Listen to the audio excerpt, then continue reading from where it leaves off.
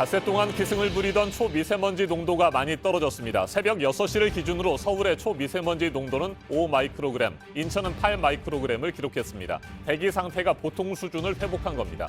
어젯밤 인천을 시작으로 전국 곳곳에 비가 내리고 있습니다. 오늘 하루 지역에 따라 40에서 60mm, 많은 곳은 100mm의 비가 더 내리고 나면 미세먼지 농도는 전국 대부분이 좋음 또는 보통 수준을 보이겠습니다. 다만 충북권과 전북 등 일부 서쪽 지역은 대기 정체로 오전 한때 미세먼지 농도가 높을 것으로 예상됩니다. 비와 함께 서해안과 남부지방, 제주도에는 돌풍이, 동해안과 강원 산지에는 매우 강한 바람이 불겠습니다. 이번 미국 중간선거에서 민주당이 8년 만에 하원을 장악하면서 트럼프 대통령의 국정 운영을 두고 미국인들이 심판을 한 것이라는 해석이 나오고 있습니다. 행정부를 실질적으로 견제하는 하원을 잃은 만큼 타격이 있을 것이라는 전망인데 밤사이 뉴욕 증시는 불확실성이 해소된 영향으로 상승 마감됐습니다. 중간선거 직후 열릴 예정이던 북미 고위급 회담이 돌연 연기가 되면서 핵사찰과 제재 완화를 두고 접점을 찾지 못한 게 아니냐는 분석이 나오고 있는 가운데 트럼프 대통령은 일정은 다시 잡힐 것이라며 북한 김정은 위원장과는 내년 초 언젠가 만날 것이라고 말했습니다. 제재가 유지되고 있어서 서두를 것 없다고 재차 강조를 했습니다. 지난 일요일 제주 해안가에서 숨진 채 발견된 3살 아이와 제주에 함께 온 엄마의 시신도 발견이 됐고 지문 감식 등으로 신원이 최종 확인이 됐습니다. 경찰은 사망 원인에 대해 다양한 가능성을 열어두고 수사를 이어가겠다고 밝혔습니다.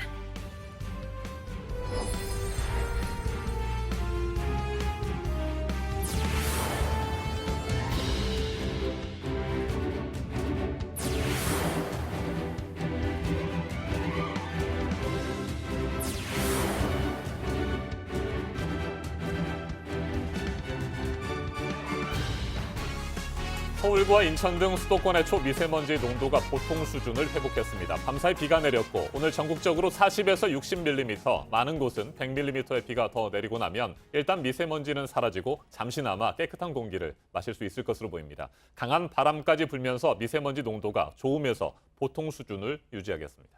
네, 적지 않게 내릴 비와 강한 바람으로 오늘 내일은 이렇게 잠시나마 괜찮겠지만 오는 주말과 휴일 중국 미세먼지가 넘어올 가능성이 있다고 합니다. 서쪽 지역뿐만 아니라 동쪽 지역까지 영향을 받을 정도라고 하는데요.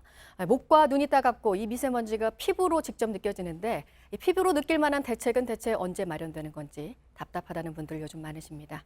11월 8일 목요일 아침엔 이재승 기자가 첫 소식으로 전해드립니다. 어젯밤 인천을 시작으로 전국 곳곳에 비가 내리고 있습니다. 아직은 강수량이 많지 않지만 점차 빗줄기가 굵어지겠습니다. 비가 내리면서 오늘 새벽 6시를 기준으로 서울의 초미세먼지 농도가 5마이크로그램, 인천 8마이크로그램 등 수도권의 대기 상태가 보통 수준을 회복했습니다. 가을비치고는 제법 많은 양의 비가 내리고 바람도 강하게 불면서 미세먼지는 물러가겠습니다. 중부지방의 많게는 60mm, 남부지방은 40mm의 비가 내리겠습니다. 제주 산간에는 최대 100mm의 비가 예상돼 호우 예비특보도 발효 중입니다. 비는 내일 아침에 대부분 그치겠고 낮부터는 다시 미세먼지 농도가 서서히 상승할 것으로 보입니다. 특히 주말부터는 중국발 스모그가 강한 서풍을 타고 우리나라로 유입될 것으로 보입니다. 한국 대기질 예보 시스템의 전망을 보면 오는 토요일과 일요일에 미세먼지 지도가 매우 나쁨을 의미하는 붉은색을 보이고 있습니다. 주말에는 상대적으로 미세먼지 농도가 낮았던 강원도와 경상도 지역까지 영향을 받을 것으로 전망됩니다. JTBC 이재승입니다. 현지 시간 6일 실시된 미국 중간선거에서 민주당이 하원을 장악했습니다. 트럼프 대통령이 의회 권력의 한 축을 빼앗긴 겁니다. 집권 후반기 2년 동안 추가 감세와 반이민 정책 등 주요 현안을 밀어붙이는 데 큰 차질을 빚게 됐습니다. 북한 비핵화를 비롯한 한반도 정책에도 어떤 식으로든 영향이 불가피해 보입니다. 워싱턴을 연결합니다. 김영기 특파원, 중간선거 결과 최종적으로 확정이 됐습니까? 네, 아직 최종적으로는 결과가 나오지 않았습니다. 격차가 매우 근소하거나 결과에 복종하지 않아서 최종 발표가 늦어지고 있는 곳이 있기 때문인데요. 다만 대체적인 윤곽은 확정이 됐습니다. 435명을 뽑는 하원의 경우 과반이 218명인데 민주당이 이미 이를 넘어서는 222석을 굳혔고 공화당은 199석을 얻었습니다. 아직 14명이 미정인 상황입니다. 상원의 경우 전체 100석 중 35석을 이번에 투표를 했는데 이 결과 공화당이 과반인 51석, 민주당이 46석을 확정지은 상태입니다. 아직 확정이 안 된 곳을 제외하고도 하원은 민주 승리, 상원은 공화 승리가 결정이 된 상황입니다. 50개 주 중 36개 주에서 새로 지사를 선출한 주지사 선거는 현재까지 민주당이 8자리를 추가해 23개 주를 확보했습니다. 네, 민주당이 하원을 탈환하고 공화당은 상원을 지킬 것이라는 당초 예상이 결과적으로 맞아 떨어졌다고 볼 수 있을 것 같은데 미국 언론들은 이 같은 결과 어떻게 평가하고 있는지요? 네, 워싱턴 포스트는 민주당이 노린 싹쓸이에는 미치지 못했다고 했고 정치 전문 매체 폴리티코는 이번 중간 선거는 양당 모두에게 자신들이 이겼다고 자랑할 권한을 줬다고 해석했습니다. 결과만 놓고 볼 때 분명 상하원 모두 가반에 미치지 못하던 민주당이 하원을 차지했으니 민주당의 승리로 볼 수가 있지만 선거 직전 각종 여론조사 결과가 민주당의 압승을 예상했던 것에 비하면 공화당이 선방한 것 아니냐는 지적도 나오는 겁니다. 네, 그 때문일까요? 5시간 전쯤에 트럼프 대통령이 백악관에서 기자회견을 했는데 이번 선거는 자신의 승리라고 과시했다고 들었습니다. 어떤 말들을 했습니까? 네, 하원을 민주당에 내줬지만 트럼프 대통령은 현역 대통령의 정당이 중간 선거를 통해 상원에서 의석을 늘린 것은 1934년 이후 84년 동안 단 4번밖에 없었다는 점을 강조했습니다. 말하자면 하원의 패배가 아닌 상원 승리를 부각시킨 건데요. 자신이 직접 막판 지원에 나섰던 후보들이 대부분 승리했다며 이건 나의 승리라고도 자랑했습니다. 직접 들어보겠습니다. As an example of the 11 candidates we campaigned with during the last week, 9 won last night. 자, 그럼에도 불구하고 하원을 민주당에 내줬기 때문에 앞으로 트럼프 대통령 의회와의 관계를 설정하는 것이 간단치 않을 것으로 예상이 됩니다. 이에 대해서는 트럼프 대통령이 회견에서 어떤 말을 했는지요? 네, 트럼프 대통령은 공화당과 민주당은 함께 일할 수 있기를 희망한다고 하면서도 민주당에 결코 물러서지 않을 것이라는 점을 강조했습니다. 민주당이 러시아 스캔들과 관련 자신에 대해서 소환장을 발부하거나 문서 조사 등에 나설 경우 자신도 민주당의 같은 방식으로 대응하겠다고 엄포를 놓은 겁니다. 직접 들어보겠습니다. They got nothing, zero. You know why? Because there is nothing. But they can play that game, but we can play it better. 트럼프 대통령은 또 멕시코 국경 장벽 건설에 대해서도 민주당이 반대하면 연방정부 셧다운, 즉 일시적 업무 정지 사태까지 불사하겠다고 강조했습니다. 트럼프는 이날 자신의 비협조적이던 제프 세션스 법무장관을 경질하는 등 국면 전환에 나섰습니다. 또 이날 회견에선 중간선거 기간 중 자신을 강하게 비판한 CNN 백악관 출입기자와 심하게 언쟁을 벌이는 장면도 있었는데요. 직접 보시겠습니다. If you did it well, your ratings Let would me be ask, much if better. I may Okay, ask that's one other enough. question, Mr. President, if I may Right, ask Peter, one go other ahead. question, are you worried? That's enough. That's Mr. enough. President, You are a rude, terrible person. 네, 김영기 특파원. 당초 오늘로 예정됐던 폼페이오 미 국무장관과 김영철 북한 노동당 부위원장의 고위급 회담이 갑자기 연기되지 않았습니까? 이 부분에 대해서도 간단히 살펴보죠. 네, 트럼프 대통령은 그에 대해서 잡혀지고 있는 여행들, 즉 외부 일정으로 인해 일정을 바꾸려고 하는 것이라 설명했습니다. 이 때문에 외교가에선 트럼프 대통령이 현지 시간 9일 1차 세계대전 종전 100주년 기념 행사 참석차 프랑스로 떠나기 때문에 기왕이면 김영철 부위원장의 방미 시 직접 면담할 수 있는 일정으로 조정하려는 것 아니냐는 관측도 나옵니다. 트럼프 대통령은 또 이날 회견에서 2차 북미 정상회담 개최 시기를 묻는 질문에 내년 언젠가라고 했다가 내년 초 언젠가로 답을 바꿨습니다. 지금까지 워싱턴에서 JTBC 김현기입니다. 미국의 이번 중간선거에서 한국계 연방 하원 의원 당선이 확실시되고 있습니다. 캘리포니아주 공화당 영김 후보가 경쟁 후보를 4천여 표 차이로 앞서고 있습니다. 20년 만에 첫 한인 연방 하원 의원인 동시에 한인 여성으로는 최초입니다. 부소연 특파원이 소식 전해왔습니다. 개표 초반부터 영김 후보가 앞서 나갔습니다. 우편 투표에서 김 후보는 경쟁자인 민주당 길 시스네로스를 10%포인트 이상 앞서며 기선을 제압했습니다. 개표가 막판으로 치달으며 표차가 좁혀졌지만 3%포인트 격차가 이어졌습니다. CNN 등 미국 언론 집계에서 영김 후보가 51.3%의 득표율로 시스네로스 후보를 2.6%포인트 차이로 앞섰습니다. 김 후보는 에드로이스 미국 하원 외교위원장 보좌관으로 20여 년간 일한 지역 일꾼으로 2014년 캘리포니아주 하원 의원에 당선되며 정치 경력을 쌓았습니다. 제가 한국과 미국과의 그런 사이에 중간다리 역할을 할 수 있는 그런 최대한 노력을 하겠습니다. 김 후보는 당선이 확정되면 루이스 의원의 지역구를 물려받아 내년 1월부터 2년간 의정 활동을 하게 됩니다.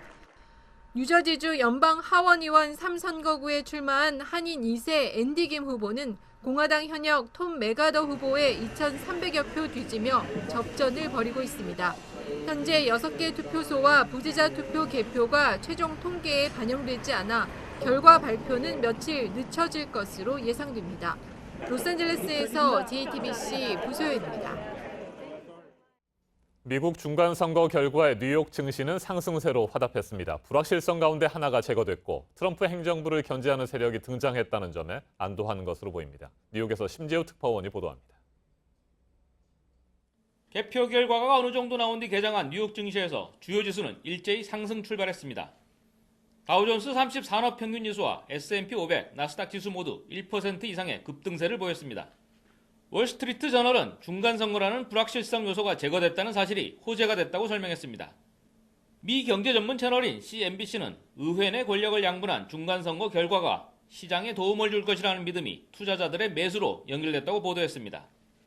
트럼프 대통령이 시장 친화적인 정책을 지속할 수 있고 반대편에서는 민주당이 중국과 무역전쟁 이슈에 대해 행정부의 극단적인 조치를 견제해 줄 것이라는 긍정의 힘입니다. 트럼프 대통령이 민주당과 협력하겠다고 기자회견에서 밝힌 것도 상승폭을 확대했습니다. Hopefully we can all work together next year to continue delivering for the American people, including on economic growth, infrastructure, trade, lowering the cost of prescription drugs. These are some 결국 다우지수는 540포인트 이상 오른 26,180.30에 장을 마감했습니다. S&P 500과 나스닥 지수 모두 2% 이상 상승했습니다. 그러나 여전히 시장을 둘러싼 불확실성이 다수 존재하기 때문에 예전과 같은 고점으로 되돌아가기는 어려울 것으로 보는 전망이 많습니다. 우선 미중 무역전쟁이 지속적인 경제 성장을 위협하는 가장 큰 변수입니다.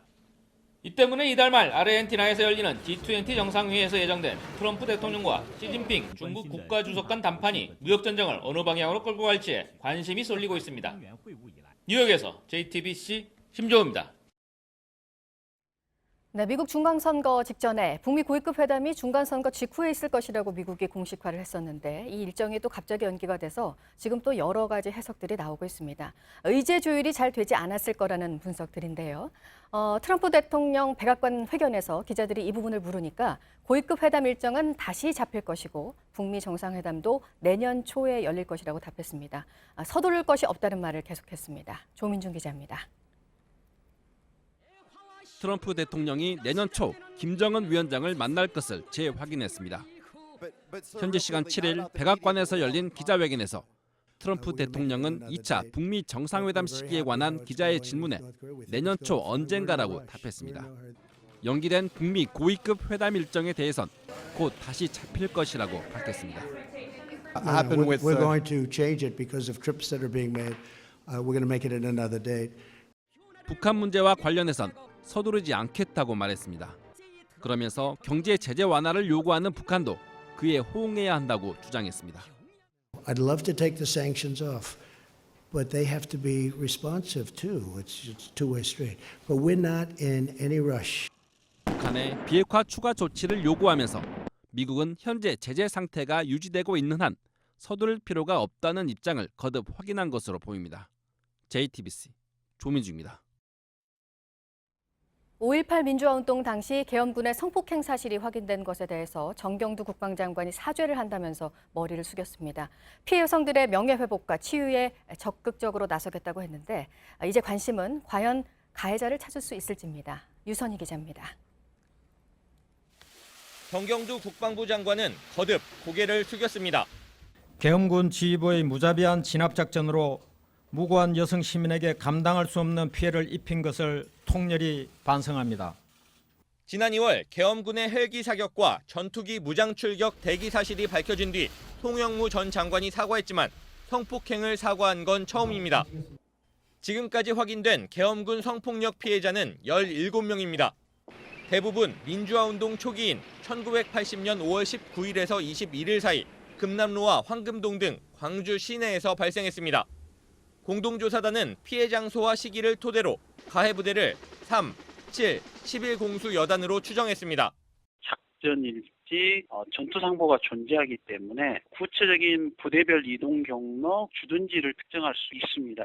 좀 더 구체적인 가해 부대까지는 특정할 수 있지 않을까. 실제로 옛 기무사에 보관돼 있던 작전일지엔 여단보다 작은 대대, 대대보다 작은 수십 명 단위의 중대가 현대극장, 충정파출소, 한일은행 등에 주둔했다는 내용까지 자세히 적혀 있습니다. 피해 장소, 시기와 동선이 겹치는 부대를 좁혀볼 수 있는 겁니다. 다만 부대원 명부가 많이 사라졌고 찾는다 해도 당사자가 부인할 가능성이 큽니다. 공소시효 문제도 있습니다. 국방부는 우선 피해자들의 치유를 지원하면서 국내 관련 문건을 확인하기로 했습니다. JTBC 유선입니다. 네, 지난 일요일 제주에서 3살 아이가 숨진 채 발견이 됐고 함께 제주로 온 엄마는 실종 상태였는데요. 이 엄마의 시신도 발견이 됐고 지문 감식 등을 통해 신원이 최종 확인이 됐습니다. 오늘 부검이 실시가 됩니다. 경찰은 계속해서 사망 원인을 조사하고 있습니다. 이상화 기자입니다. 숨진 3살 장모양의 엄마는 어제 저녁 6시 40분쯤 제주항 7부두 방파제 테트라보트 사이에서 시신으로 발견됐습니다. 긴 머리에 꽃무늬 상의와 검정 레깅스 하의를 입고 있었는데 실종된 장 씨가 입고 있던 옷과 일치했습니다. 해경은 시신을 병원으로 옮긴 뒤 지문 감정으로 신원을 최종 확인했다고 밝혔습니다. 해경은 장 씨가 용담동 해안에서 숨진 후 표류한 것으로 보고 있습니다. 용담동 해안은 지난 2일 모녀가 마지막으로 CCTV에 포착된 곳입니다. 시신이 발견된 제주항 7부두와는 5km가량 떨어져 있습니다. 장량의 시신은 20km 떨어진 애월읍에서 발견됐는데 이에 대해선 조류 방향에 따라 발견되는 장소가 다를 수 있다고 설명했습니다. 사망 원인에 대해선 다양한 가능성을 열어두고 수사를 이어가겠다고 밝혔습니다. 오늘 오후 부검을 실시합니다. 범죄 혐의점이 있는지까지 연관성을 지어가지고 수사를 할 예정입니다. 장 씨 모녀는 지난달 31일 제주에 들어왔습니다. 장 씨는 지난 2일 새벽 잠든 아이를 안고 머물던 모텔을 빠져나와 용담동 해안가로 이동했던 것으로 확인됐습니다. JTBC 이상화입니다. 이번에는 오늘 아침 체크해봐야 할 뉴스들을 분야별로 살펴보겠습니다. 먼저 정치 분야입니다. 국회 정치개혁특별위원회가 어제 전체 회의를 열고 선거제도 개혁 논의를 본격화했습니다. 심상정 정개특위 위원장은 정당을 초월한 토론과 공론화를 위해서 선거제도 개혁을 위한 국회 공론화 태스크포스를 구성하자고 제안했습니다. 어제 국회 예산결산특별위원회 전체 회의에서는 여야가 공무원 증원 문제를 놓고 충돌했습니다. 더불어민주당은 꼭 필요한 분야의 공무원 증원이라며 단순히 비용 차원에서 접근하면 안 된다고 주장했습니다. 반면 자유한국당을 비롯한 일부 야당은 정부가 일자리 부족 문제를 손쉽게 해결하기 위해서 세금을 들여 공무원을 늘리는 것이라고 비판했습니다. 민주평화당이 음주운전으로 물의를 빚은 이용주 의원에 대한 징계 결정을 다음 주로 다시 미뤘습니다. 당초 어제 회의에서 결론을 내려고 했지만 이 의원이 경찰 조사를 받은 뒤에 출석하겠다고 연기를 요청했습니다. 다음 주에는 이 의원이 나오지 않더라도 징계를 결정한다는 방침입니다. 서울을 비롯한 수도권과 지방 아파트의 양극화 현상 더 심해지고 있습니다. 주택도시보증공사에 따르면 올해 3분기 말 서울을 포함한 수도권 민간 아파트의 경우에는 분양이 개시되고 3개월에서 6개월 사이 기간에 초기 분양률이 7%포인트 가까이 올라서 90%대를 넘어섰는데요. 5대 광역시를 제외한 기타 지방 지역은 6%포인트 넘게 떨어지면서 50%대로 내려왔습니다. 우리은행이 금융당국으로부터 지주사 전환 인가를 받으면서 우리금융지주가 4년 만에 부활하게 됐고 오늘 이사회에서 지주사 지배구조 방향을 결정할 예정입니다. 지주 신임 회장이 오늘 결정되는 것까지 가게 될지도 관심입니다. 아프리카 우간다에 새마을금고 법인이 처음으로 설립됐는데요. 그동안 새마을금고 중앙회가 현지 공무원을 초청하는 등 모델을 전수해왔습니다. 이를 바탕으로 우간다 농촌마을 주민들이 스스로 세운 건데 앞으로 이곳에 대한 지원이 이루어질 예정입니다. 계속해서 사회 분야 뉴스입니다. 쌍둥이 딸에게 시험 문제를 유출한 혐의로 서울 숙명여고 전 교무부장이 구속된 가운데 쌍둥이 자매가 지난주 학교에 자퇴서를 제출한 것으로 전해졌습니다. 쌍둥이 자매 중 언니는 지난 월요일부터 학교에 나오지 않고 있는 것으로 알려졌는데 학교 측은 처리 여부를 신중하게 검토하고 있다고 밝혔습니다. 어젯밤 9시 15분쯤 대구시 북구 한 아파트 6층에서 불이 났습니다. 인명피해는 없었지만 주민 40여 명이 옥상으로 대피했습니다. 소방당국이 정확한 화재 원인을 조사하고 있습니다.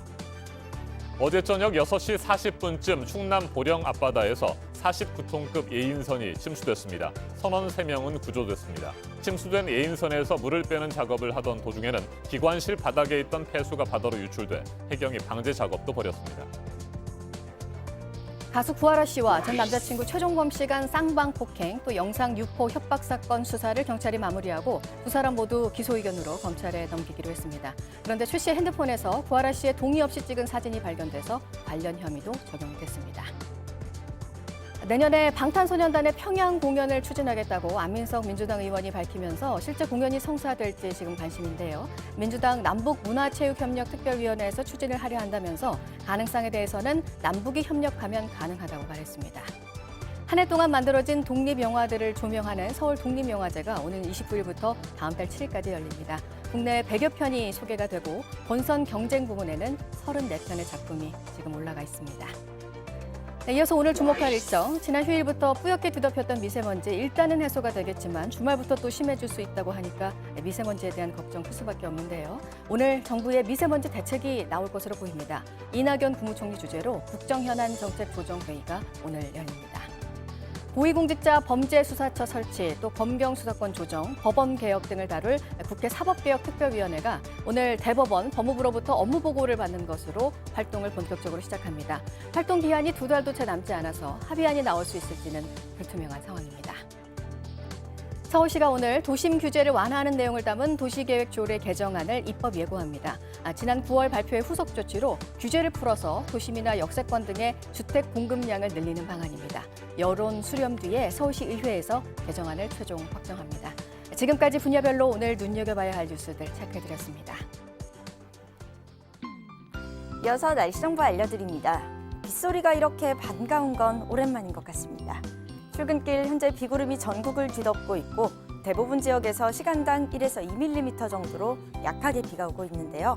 비는 오늘 하루 종일 이어지면서 중부와 남해안, 제주에 최대 60, 강원 영동과 남부지방에 최대 40mm가 예상됩니다. 호우 예비특보가 내려진 제주 산간 지역에는 100mm 이상 큰 비가 쏟아지는 것도 있겠습니다. 가을비치고 양도 많지만 바람에 더욱 주의하셔야겠습니다. 해안을 따라서 강풍 예비특보가 또 전 해상에는 풍랑 예비특보가 발효 중인데요. 특히 오늘 오후부터 거셀 것으로 예상돼 피해 없도록 대비 잘하셔야겠습니다. 새벽부터 내린 비로 공기가 깨끗해졌지만 아직 충청과 전북에는 나쁨 수준 보이는 곳이 있습니다. 이 지역도 대기 흐름이 원활해지면서 차츰 해소되겠습니다. 오늘 북한도 비 소식 있는데요. 일부 기온이 낮은 북부 지방은 눈으로 내리는 곳도 있겠습니다. 낮 최고 기온은 서울이 16도, 광주와 대구가 18도가 되겠고요. 북한 지역은 해주가 최고 16도, 함흥이 12도 등으로 우리나라보다는 낮겠습니다. 비는 내일 아침까지 이어지다가 오전 중 모두 개겠습니다. 미세먼지는 내일 낮부터 서쪽 지역의 농도가 차츰 높아지면서 주말에는 다시 공기가 탁해질 것으로 보입니다. 기상정보였습니다.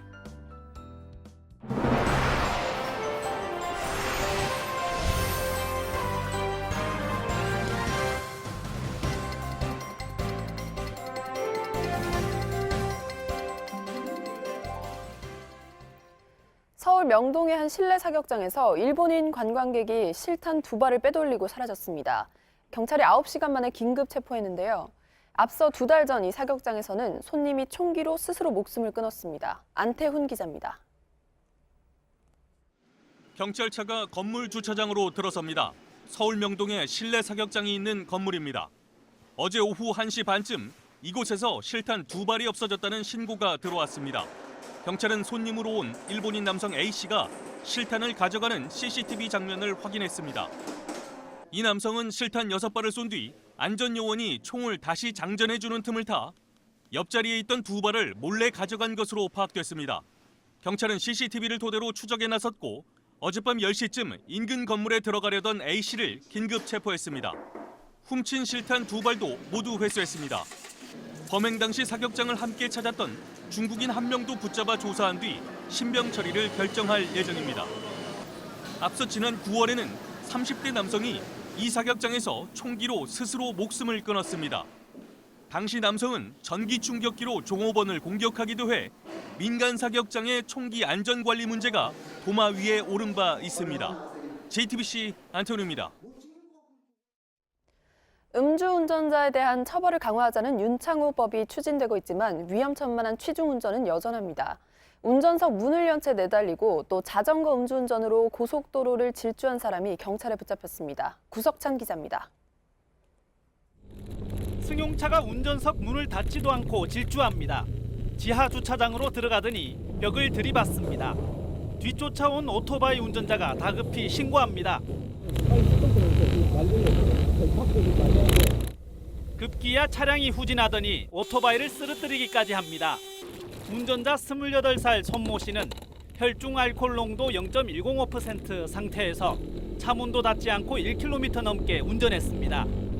경찰은 손 씨를 현장에서 체포했지만 계속 횡설수설하는 바람에 술이 깨면 다시 불러 조사하기로 했습니다. 비슷한 시각 인근 고속도로입니다. 갓길에서 한 남성이 비틀비틀 자전거를 타고 갑니다. 이 모습을 본 시민들의 신고가 빗발쳤습니다. 하면서 지나는데 그 휘청 가더라고. 그래 아찔했지. 21살 손모 씨는 경남 양산 시내에서 회식을 한 뒤 집에 빨리 가려고 고속도로를 7km가량 달렸습니다. 이 자전거를 탄 손 씨는 혈중 알코올 농도 0.124%의 만취 상태였는데 자동차를 운전했으면 면허 취소에 해당했습니다. 손 씨는 자전거 음주운전에 대한 범칙금 3만 원을 부과받았고 고속도로에 무단으로 들어간 데 따른 30만 원 이하의 벌금도 물게 됐습니다. JTBC 구석찬입니다. 경남 거제에서 50대 여성이 무차별 폭행을 당해 숨진 사건과 관련해서 안타까운 죽음을 애도하는 시민들의 발길이 이어지고 있습니다. 시민들이 마련한 추모식도 열렸습니다. 배승주 기자입니다. 작은 상에 하얀 국화와 음료, 과자가 놓였습니다. 외롭게 살다간 고인을 위로하는 현수막도 내걸렸습니다. 지난달 4일 이곳에서 무차별 폭행을 당해 숨진 58살 윤모 씨를 추모하고자 시민들이 가져다 놓은 것입니다. 너무 가슴 아프고 어쩐 일이 거제에서 이런 일이 생겼는가 싶어가지고 눈물도 많이 나와버렸습니다. 130cm의 왜소한 체격이었지만 굳은 일에 앞장섰던 윤 씨. 지인들은 안타까움에 추모 공간에서 자리를 뜨지 못합니다. 눈이 오나 비가 오나 이 동네 쓰레기는 다 줍고 다닙니다. 사회에 봉사한다는 식으로 그렇게 줍고 다녔던 분입니다. 어제 저녁엔 사건이 발생한 장소와 가까운 공원에서 추모식도 열렸습니다. 촛불을 든 시민들이 고인의 쓸쓸한 죽음을 위로하고 가해자에 대한 엄벌을 요구했습니다. 이제 거제 시민들끼리 이제 한 마음이 돼가지고 이제 이런 일이 없도록 개선해 나가야 된다고. 거제시와 경찰은 이 일대 우범지대에 대한 안전대책 마련에 착수했습니다. JTBC 배승주입니다.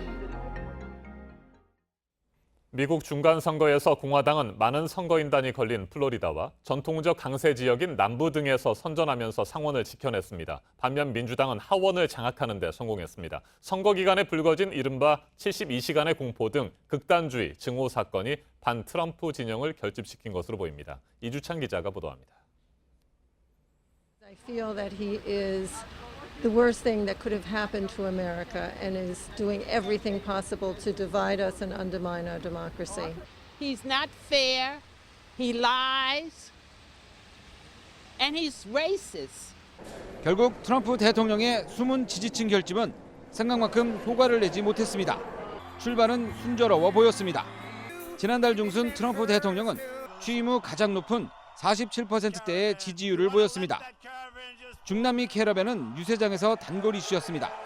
캐러밴이 미국을 침공하고 있다며 백인 지지층의 공포를 자극했습니다. 하지만 지지율은 보름 만에 다시 40%대로 곤두박질 쳤습니다. 반 트럼프 진영을 겨냥한 폭발물 소포 사건과 흑인과 유대인에 대한 총기 난사 사건의 용의자가 모두 트럼프 열혈 지지 백인으로 확인된 이른바 72시간의 공포가 벌어진 이후입니다. 뉴욕타임스는 이들 사건을 부추긴 증오와 망상이 캐러밴을 둘러싼 거짓 정보들과 명백히 겹치고 있다고 진단했습니다. 지지층 결집을 위해 트럼프가 갈등과 분노를 부추겼다는 겁니다. 선거 막판 트럼프는 미국 땅에서 낳은 아기에게 자동으로 시민권을 부여하는 제도를 폐지하겠다는 카드로 지지층 결집에 나섰지만 위헌 소지에 휘말렸습니다. JTBC 이주찬입니다. 미국 언론에서는 요즘 특검과 탄핵이라는 단어가 눈에 띄게 늘고 있습니다. 민주당이 하원을 차지하면서 러시아 스캔들을 수사하는 특검에 힘이 실리고 탄핵으로 공화당을 압박할 것이라는 분석입니다. 민주당의 공세에 트럼프 대통령이 미중 무역 분쟁을 지속하는 등 경제 이슈로 승부수를 띄울 것이라는 전망도 나옵니다. 김혜미 기자가 보도합니다. 선거를 마친 트럼프 대통령 앞에는 특검 조사가 기다리고 있습니다. 워싱턴 포스트는 선거가 끝나는 대로 트럼프 선거 캠프의 러시아 유착 스캔들에 대한 로버트 뮬러 특검의 조사가 본격화될 것이라고 전했습니다. 하원을 장악한 민주당은 탄핵 절차를 밟을 수도 있다는 전망이 나옵니다. 낸시 펠로시 민주당 하원 원내대표는 이날 탄핵 여부는 뮬러 특검 수사에 달렸다면서도 탄핵은 결정적인 증거가 있을 때 가능하다고 말했습니다. 미 언론은 트럼프 대통령이 경제 정책을 무기로 이 같은 변화에 대응할 것이란 분석을 내놨습니다. 보호 무역을 기조로 내세운 대중 무역 공세도 이어질 것으로 보입니다. CNN은 중국에 대한 관세는 하원과 관련 없는 트럼프 행정부의 권한일 뿐 아니라 중국과의 무역에 대한 강경한 입장은 현재 공화당과 민주당 모두의 지지를 받고 있다고 평가했습니다. 민주당이 반대하는 감세와 규제 완화 정책과 관련해서도 트럼프 대통령이 특유의 정면 돌파 방식을 선택할 것이란 전망입니다. JTBC 김혜미입니다. 미국의 중간선거 결과 상원은 공화당이, 하원은 민주당이 다수당을 차지했습니다. 공화당 독점 구도에서 여야 간 견제 구도로 바뀌면서 미국 정치 지형에 어떤 변화를 불러올지 주목됩니다. 한반도 비핵화 정책 등에 미칠 영향도 관심입니다. 미국 정치 전문가인 서정건 경희대 정치외교학과 교수와 한 걸음 더 들어가겠습니다. 안녕하십니까? 네, 안녕하세요. 네, 미국의 중간선거 결과가 나왔습니다. 당초 예상했던 대로 결과가 나왔다는 분석들인데 어떻게 평가하세요? 네, 일단 뭐 예상대로 하원은 민주당이 다수당을 가져갔고요. 네. 상원은 워낙 민주당한테 어려운 선거였기 때문에 결국 트럼프 대통령이 굉장히 그 유세를 집중했던 그 상원 격전주에서 네. 사실 민주당이 계속 실패했던 뭐 그런 결과라고 볼 수 있겠죠. 네, 이번 선거는 트럼프 대통령에 대한 중간 평가의 성격이 짙지 않았습니까? 미국 시민들 트럼프 대통령 어떻게 평가했다고 보십니까? 글쎄요, 뭐 트럼프 대통령이 워낙 뭐 잘 아시는 대로 이 레토릭이라든지 뭐 스타일 등등이 워낙 통합보다는 굉장히 그 자기 지역, 자기 지지층을 신경 쓰는 그런 이제 스타일인데 기본적으로 이번 중간 선거라는 게 지난 그 2016년 미국 대선 결과가 과연 트럼프 개인의 문제인지 아니면은 미국 정치가 근본적으로 변화하고 있는 것인지 이것에 대한 어떤 시금석을 역할을 할 수 있었는데 이번에 결국에는 기존 그 미국 정치의 어떤 다이내믹이 다시 복원되는 느낌이랄까요?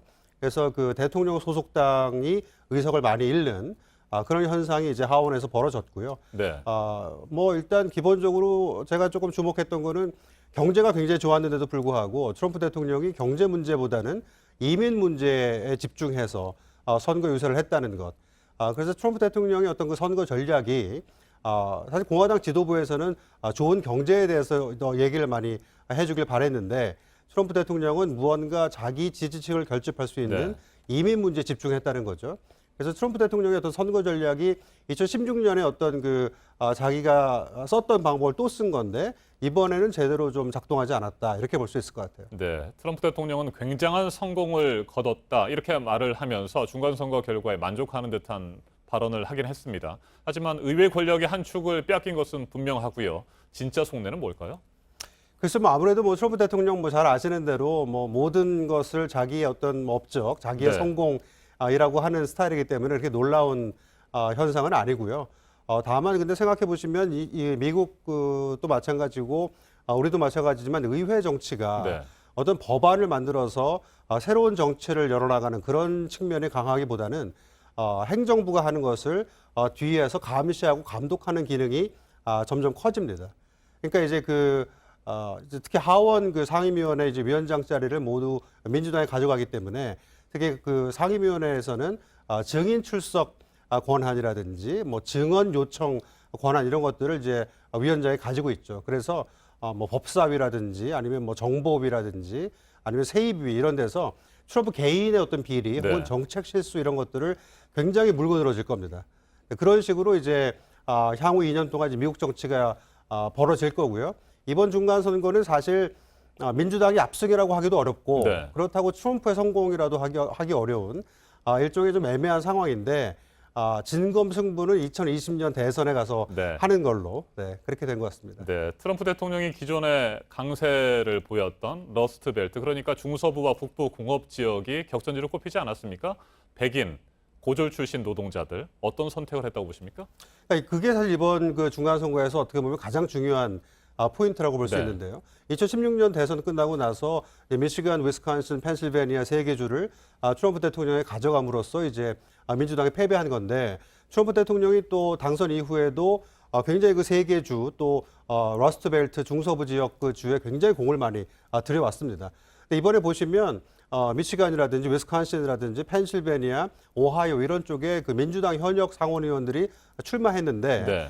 트럼프 대통령이 이제 가서 지지 유세를 못할 정도로 쉽게 이겼어요. 그리고 이제 주지사 선거도 뭐 미시간이라든지 위스콘신이라든지 이런 곳에서 주지사 선거를 다 이겼고, 그래서 지금 그 원래 중서부 지역은 전통적으로 민주당이 강세를 보이던 지역인데 2016년 대선 현상이 예외적이었던 것이죠. 그래서 지금 무언가 조금 트럼프 쪽으로 기울었던 러스트벨트 지역 유권자들이 다시 민주당 쪽으로 좀 돌아오는 경향을 보인다. 이것을 어떻게 지금 민주당이 해석할 것이고 트럼프가 대처할 것인가가 2020년 대선을 향한 향후 2년간의 미국 정치를 결정짓는 굉장히 중요한 포인트라고 생각이 됩니다. 네, 여성들의 표심, 핑크 웨이브도 관전 포인트였는데 역시 많은 여성들이 트럼프 대통령에게 반감을 표시했다 이렇게 볼 수 있습니까? 네, 아무래도 트럼프 대통령이 여성 유권자들에게 굉장히 그 인기가 없는 반감을 사는 그런 대통령인데 좀 신기한 것은 하원을 일찌감치 사실 트럼프 대통령이 포기한 것 아닌가 할 정도로 하원의 경합 지역구들은 거의 대부분 뭐 일리노이라든지 펜실베니아라든지 뉴저지라든지 캘리포니아라든지 이런 쪽에 그 도시도 아니고 농촌도 아닌 교외 지역이 이제 경합 지역구였거든요. 근데 거기는 사실 대학 교육을 마친 백인 여성들이 어떤 일종의 그 보팅 블락을 형성하는 그런 곳인데 그런 쪽에 유권자들을 신경 써야 되는데 경제 얘기를 안 하고 이민 문제를 얘기를 한다라는 것이 트럼프 대통령의 어떤 선거 전략상 상원을 더 집중하고 상원 격차를 더 벌리겠다라고 애시당초부터 마음 먹었던 것 아닌가 싶을 정도라고 볼 수 있죠. 네. 트럼프 대통령이 승부수를 띄우기 위해서 보호무역을 중심으로 해서 경제 문제를 뭐 더 핫 이슈로 들고 나올 것이다 이런 예측들도 있지 않습니까? 그렇게 된다면 미중 무역 갈등도 더 심화되지 않을까 이런 우려도 있습니다. 최근에는 뭐 좀 문제가 해결되는 듯한 모습도 보였었는데 어떻게 전망하십니까? 그러니까 그 중국과의 무역 분쟁이라는 것이 사실은 그 의회의 역할을 생각해 보시면 사실은 어떻게 보면 1962년 통과된 미국 그 무역 확장법이라는 그 법안의 235조에 보시면 이 국가 안보를 이유로 대통령이 마음대로 이 그 대통령 결정으로 관세 폭탄을 매길 수 있다 이렇게 되어 있습니다. 그러니까 사실 의회가 할 수 있는 역할이 지금 무역 분쟁에 있어서 많지 않은 상황인데 또 트럼프 입장에서는 또 곤혹스러운 것이 중국과의 무역 분쟁에 있어서 어느 지점에서 내가 승리했다라고 이것을 이렇게 명확하게 보여주기가 또 쉽지 않죠. 그리고 지금 현재 그 중서부 지역도 거기 유권자들 또 노동자 지층을 위해서 중국과의 무역 분쟁을 자기가 주도한다라고 하지만 농업을 위주로 하는 전통적 지지주들 또 그다음에 그 중서부에 보시면 중국과의 그 무역을 통해서 또 수출도 하는 그런 이 그 산업들이 많이 있습니다. 그래서 트럼프 입장에서도 이 중간선 전까지는 중국과의 어떤 대립하는 모양새를 취하면서 지지층을 결집하려고 노력했지만 이제 선거가 끝났기 때문에 무언가 경제적인 이익 손해 이런 관점에서 중국 문제를 바라볼 가능성이 높아졌다고 볼 수 있죠. 네, 한 가지만 더 질문을 드리겠습니다. 사실 우리가 이번 미국의 중간 선거에 관심을 가졌던 이유는 한반도 비핵화 그리고 평화체제 구축 과정에 이번 선거 결과가 어떤 영향을 미치게 될까? 바로 이 부분에 대한 궁금증 때문 아니었겠습니까? 자, 그런데 북미 고위급 회담 당초 오늘 열리려고 했다가 연기가 됐고 뭐 그렇지만 트럼프 대통령이 기자회견에서는 내년 초에 김정은 위원장을 만날 것이다 이렇게 또 말을 하기도 했습니다. 어떻게 전망하세요? 일단 기본적으로 하원을 이제 민주당이 다수당으로 가져갔기 때문에 하원 특히 외교위원회 이제 위원장이 엘리엇 엔겔이라고 하는 이제 뉴욕 하원 의원이 차지하게 되고요. 근데 엔겔 의원이 잘 알려져 있지 않지만 북한 문제에 굉장히 관심이 많습니다. 그래서 북한도 벌써 2차례나 방북한 경험이 있고요. 지난 그 싱가포르 정상회담 일주일 전에 노스 코리아 뉴클리어 베이스라인 액트라는 것을 이제 발의한 적이 네. 있어요. 그러니까 북한 비핵화 진전을 체크하려면 일단 베이스라인을 설정해야 되는 건 아니냐라고 하는 굉장히 구체적인 형태로 트럼프 행정부의 대북 정책을 견제하는 그런 역할을 하게 될 것으로 보입니다. 특히 북한 인권 문제를 민주당 쪽에서 제기하게 되면 트럼프나 공화당 쪽도 안 받을 수 없는 그런 형국이고요. 그래서 지금 어떤 북한 문제를 다룸에 있어서 트럼프 행정부의 어떤 그 내용들을 네. 이 그 하원 외교위원회가 굉장히 그 걸고 넘어질 가능성이 있고 특히 주류 언론 뉴욕 타임즈나 워싱턴 포스트랑 합작해서 이 미국 내에 어떤 그 여론을 이제 만드는 그런 역할을 할 수도 있는데요. 사실 좀 긍정적으로 생각해 보자면 이렇게 국내 문제에서 하원이 계속 트럼프 대통령의 발목을 잡으려고 할 때 트럼프 대통령이 생각할 수 있는 새로운 개척점은 외교 정책이라고 네. 볼 수 있죠. 그래서 이전보다 더 큰 빅딜로 무언가 북한 문제를 해결하려고 하는 어떤 인센티브도 한편으로는 올라갔다. 이렇게 생각해 볼 수 있을 것 같습니다. 네, 무조건 뭐 부정적인 영향이 예상된다거나 긍정적으로만 볼 수 없고 뭐 여러 가지 예, 방향들이 제시가 될 것 같습니다. 서정원 교수님 말씀 잘 들었습니다. 네, 감사합니다. 네. 우리 대법원의 강제징용 배상 판결에 대한 일본의 반발이 이어지고 있습니다. 일본은 1990년대까지만 해도 개인의 청구권은 유효하다는 입장이었습니다. 당시 일본 국회나 외무성 자료에도 증거가 남아 있는데 일본 외상은 우리 대법원 판결에 대해 폭거라는 말까지 입에 올리면서 비난하고 있습니다. 윤서령 특파원이 보도합니다. 1991년 일본 국회 속기록입니다. 청구권은 해결이 끝났다는 정부 입장과 관련해 민간 청구권도 인정하지 않을 거냐라고 국회의원이 질문합니다. 이에 대해 당시 야나이 슌지 외무성 조약국장은 모든 개인의 청구권 자체를 국제법적 의미로 소멸시켰다는 것은 아니다라고 답합니다. 청구권 협정은 한국과 일본이 국가로서 가진 외교 보호권을 포기했다는 의미에 지나지 않는다는 설명입니다. 이 같은 입장은 1994년 외무성 조사월보에도 드러나 있습니다. 국가가 국민의 청구권을 포기한다는 것은 개인의 청구권 자체를 포기하는 것이 아니며 일본 정부가 지금까지 일관되게 취해온 입장이라고 명기돼 있습니다. 이후 일본 정부가 입장을 바꿔 개인 청구권을 부정한 건 2000년대부터입니다. 대법원 판결에 반발해온 고노 외무상은 폭거라는 단어까지 동원했습니다. 完全かつ最終的に終わった話を韓国の最高裁がこういう判決を出すという暴挙。 한일 간의 차분한 대응이 요구되는 가운데 아베 정부의 이 같은 도를 넘는 반응은 문제 해결에 아무런 도움이 되지 않는다는 비판입니다. 도쿄에서 JTBC 윤서령입니다. 네, 문재인 정부 공공기관에서의 낙하산 인사. 이번에 저희 JTBC가 집중 보도를 해드리려고 하고 있습니다. 출범 1년 반, 현재까지 임명된 공공기관의 임원 1,722명을 전수조사한 결과인데요. 어느 정권이든 이어져 온 이 낙하산 인사는 이번 정부도 예외가 아니었습니다. 전문성이 없는 여권 인사 측근이 상당수 있었습니다. 먼저 신진 기자입니다. 문재인 대통령의 팬카페인 문팬이 2016년 9월 창립 총회를 하던 현장입니다. 문 대통령 옆에 서 있던 문팬의 리더 박모 씨는 지난 2월 코레일 유통의 비상임이사로 선임됐습니다. 네, 코레일의 계열사 중 한 곳인 코레일 유통은 이렇게 역사 내 편의점과 카페 수백여 곳을 운영을 합니다. 이 비상임 이사들은 회사로 출근하지 않고 한 달에 한 번꼴로 열리는 이사회 회의에만 참석을 합니다. 이 회의 참석 수당까지 합하면 이 연봉이 1,700만 원에 달합니다. 박 씨는 올해 이사회 회의에 총 7번 참석했습니다. 올해 회의는 한 회 평균 50분가량 진행됐습니다. 박 씨는 인천에서 입시학원을 운영한 것 외에는 다른 경력을 찾기 어렵습니다. 대자식 키우면서 학원 쪽에 남편이랑 둘이서 열심히 그냥 평범하게 살았어요. 또 다른 비상임이사인 사업가 이모 씨는 한국예술문화단체 총연합회 간부 출신입니다. 이 씨는 더불어민주당 19대 대선 문화예술정책위원회 상임정책위원으로 활동했습니다. 이 씨는 지역에서 철도 축제를 8년간 추진한 경험이 있고 아버지가 철도청에서 30년 동안 근무해 코레일에 대해 잘 안다고 설명했습니다. 코레일은 2015년부터 당기 순이익이 지속적으로 악화되는 등 경영이 부실하다는 지적을 받아오고 있습니다. 코레일 유통과 로지스 등 계열사들도 부채 비율이 지나치게 높거나 불공정 계약과 같은 갑질 논란이 불거지는 등 경영이 불안정하다는 평가를 받고 있습니다. JTBC 신진입니다. 이 가운데 특히 과거에 낙하산 인사로 논란이 됐던 공공기관들이 이번 정부에서는 달라진 모습을 보였는지도 살펴봤습니다. 역시 그렇지 않았습니다. 이어서 허진 기자입니다.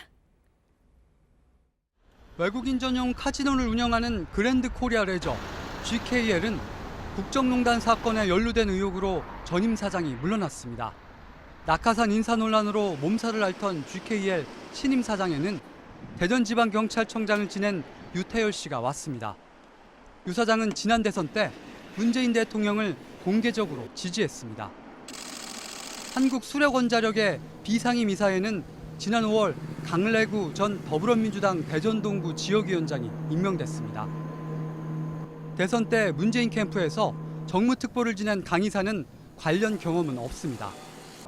야당 시절 민주당 의원들은 낙하산 인사를 질타했지만 민주당 집권 뒤 상황은 달라지지 않고 있습니다. 김성애 전 의원이 낙하산으로 확정되면 검찰은 범법사실 여부를 즉각 수사해야 합니다. 한국지역난방공사는 2013년 12월 김성애 전 새누리당 의원이 사장으로 임명될 당시 논란이 일었습니다. 그런데 지난달 1일 새로 임명된 사장은 이해찬 민주당 대표 총리 시절 정무비서관을 했고 지난 8월 전당대회 때는 캠프 대변인으로 활동한 황창화 씨였습니다. 공공기관의 운영 실태를 보게 되면은 공공기관을 대통령 측근 인사, 선거 때 보훈 인사의 자리로 전락시키고 있습니다. 김현미 장관이 이끌고 있는 국토교통부 산하기관 임원 가운데 전문성을 찾기 어려운 인사는 28명에 이릅니다. JTBC 허진입니다. 최근 들어서 정부와 청와대 또 여당이 노동단체를 압박하고 또 선긋기를 확실히 하고 있습니다. 탄력근로제 기간을 늘리는 것도 노동계가 반발하지만 처리하겠다고 하고 있고 임종석 비서실장 또 이낙연 국무총리는 노동단체들에 대한 발언 수위를 높이고 있는 그런 상황인데요. 이미 일자리를 가진 사람들의 노동단체보다 일자리가 없는 예비 노동자들의 목소리를 더 듣겠다는 입장입니다. 먼저 이윤석 기자입니다. 청와대와 민주당 그리고 정부는 노동계가 반대하는 탄력근로제 기간 확대를 결정한 데 이어 광주형 일자리도 밀어붙이고 있습니다. 조만간에 광주형 일자리가 만들어지면 타결이 되면은 그 모델을 가지고 전국적으로 확산하도록 하는. 임금을 낮추는 대신 정부와 지자체가 노동자에게 복지 혜택을 주는 광주형 일자리를 통해 고용 위기를 돌파하겠다는 겁니다. 노동계의 반발은 더 커졌습니다. 질이 좋지 않은 일자리가 만들어질 것이라고 하는 이런 노동계의 우려가 대단히 큽니다. 하지만 당정청은 정면 돌파하겠다는 입장입니다. 경제사회노동위원회에 불참하는 민주노총을 비판하며 탄력근로제 확대 방침도 재확인했습니다. 계약이라고 반대만 하는 것은 책임 있는 경제 주체의 모습이 아닙니다. 민주노총이 오는 21일 총파업을 예고한 가운데 당정청 핵심 인사들은 노동계에 대한 불만을 잇따라 쏟아냈습니다. 이낙연 국무총리가 먼저 운을 뗐고 민주노총이 11월 총파업을 선포하며 경제사회노동위원회에도 참여하지 않아 국민의 걱정이 큽니다. 임종석 대통령 비서실장은 발언 수위를 더 높였습니다. 민주노총이나 전교조 등이 더 이상 사회적 약자는 아니라고 생각합니다. 조금 더 책임 있는 자세로 어떤 이렇게 사회적 책임을 나누는 이런 결단도. 정부 여당에선 52시간 근로제 도입과 최저임금 인상으로 노동자들의 권익이 개선되고 있는 만큼 노동계도 양보할 건 해야 한다는 인식이 확산되고 있다고 전했습니다. JTBC 이윤석입니다. 네, 하지만 탄력근로제 기간 확대에 영향을 받게 될 실제 노동자들을 봐야 한다는 목소리도 큽니다. 장시간 일을 해야 하는 IT나 버스 업계에서 일하는 사람들은 탄력 근로기간이 늘어나면 오랜 시간 일을 하는 게 일상화가 돼서 산재도 늘 것이고 수당도 줄게 될 것이라고 말하고 있습니다. 이어서 정재우 기자입니다. 오징어잡이 배, 크런치 모드. 노동 강도가 높은 IT, 게임 업계에서 통용되는 은어입니다. 사무실은 새벽까지 불이 꺼지지 않는다고 해 오징어잡이 배로 불립니다. 그 속에서 노동자들은 크런치 모드, 말 그대로 으스러지는 듯한 고통을 참으며 야근을 합니다. 탄력근로제 기간 연장 논의에 노동자들 사이에선 이런 장시간 노동이 일상화되는 것 아니냐는 우려가 나옵니다. 이제 서비스 출시할 때 되면 이제 보통 크런치 모드라고 불리는 이제 그런 것들이 있는데 집중적으로 일하는 기간이 길어지면 길어질수록 몸에 무리가 많이 갈 것 같아서. 한편에선 수입이 줄어들 수 있다며 걱정하는 목소리도 있습니다. 성수기에 초과 노동이 무급화되고 과로사를 불러오는 장시간 노동도 권장이 되겠죠. 성수기에는 비수기 때 줄인 노동 시간을 성수기에 이용을 하면은 그 시간의 근로 수당을 지급하지 않아도 되는 거니까. 버스업계 노동자들은 지금도 52시간 근무가 지켜지지 않는 지역이 많은데 제도가 바뀌면 사람을 더 뽑는 대신 편법이 횡행할 수 있다고 말합니다. 탄력근로제 기간 연장이 사회적 합의에 이르려면 이런 우려를 불식시킬 대책도 함께 논의돼야 한다는 지적입니다. JTBC 정재우입니다. 박근혜 정부 기무사의 계엄령 문건 관련해서 수사를 하고 있는 군건 합동수사단이 조현천 전 기무사령관 문건 작성을 주도한 것으로 지금 지목이 된 인물로 미국에 도피했는데요. 잡힐 때까지 수사를 중단한다고 발표했습니다. 박근혜 전 대통령 등 청와대와의 공모 의혹을 밝히는 수사도 조 전 기무사령관 체포 이후에 재개가 될 예정입니다. 서복현 기자입니다. 계엄령 문건 수사의 가장 큰 걸림돌은 결국 문건 작성을 주도한 조현천 전 기무사령관의 도피였습니다. 합동수사단은 떳떳하면 미국에서 들어와 조사를 받으라고 설득했지만 감감무소식입니다. 미국에서 개인적인 신상 문제가 정리되는 대로 최대한 빨리 귀국해서 수사를 받겠다는 형식적인 말만 할 뿐 현재까지 귀국을 하지 않고 있습니다. 이에 따라 내란 예비 음모 혐의를 받는 조 전 사령관에 대해 기소중지 처분을 하고 수사를 멈추기로 했습니다. 기소중지는 범죄 혐의가 있지만 피의자의 소재가 확인되지 않아 수사를 못 끝낼 때 하는 조치입니다. 합수단은 탄핵 국면인 2016년 12월 5일 청와대에 들어간 조 전 사령관이 평소와 달리 수상한 동선으로 움직였다는 걸 확인했습니다.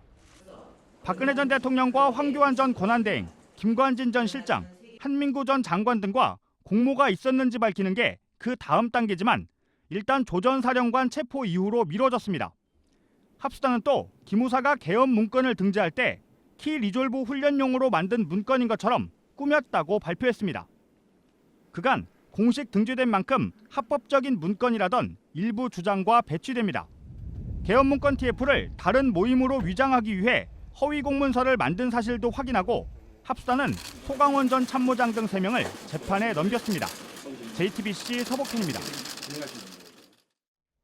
폐원을 하거나 문을 닫을 준비를 하는 사립유치원이 전국적으로 38곳으로 집계됐습니다. 교육부가 폐원 현황을 처음 공개했던 2주 전에 비해 2배로 늘었습니다. 아예 비인가로 바꿀 테니까 누리과정의 지원금만큼 학부모들이 돈을 더 내라는 곳도 나왔습니다. 학부모들은 속이 탑니다. 윤두열 기자가 보도합니다. 대구 수성구에 사는 김모 씨는 최근 아이 유치원 걱정에 잠도 이루지 못할 정도입니다. 유치원에서 갑자기 폐원을 하겠다고 통보했기 때문입니다. 이번 유치원 비리와도 상관이 없는 곳이었습니다. 부랴부랴 다른 유치원을 알아봤지만 들어갈 수 있는 곳은 없었습니다. 주변 유치원에 자리가 너무 엄마들도 다 전화를 돌리다 보니까 자리가 없다고 그러더라고요. 너무 스트레스를 받으니까 볼에 병명도 오고.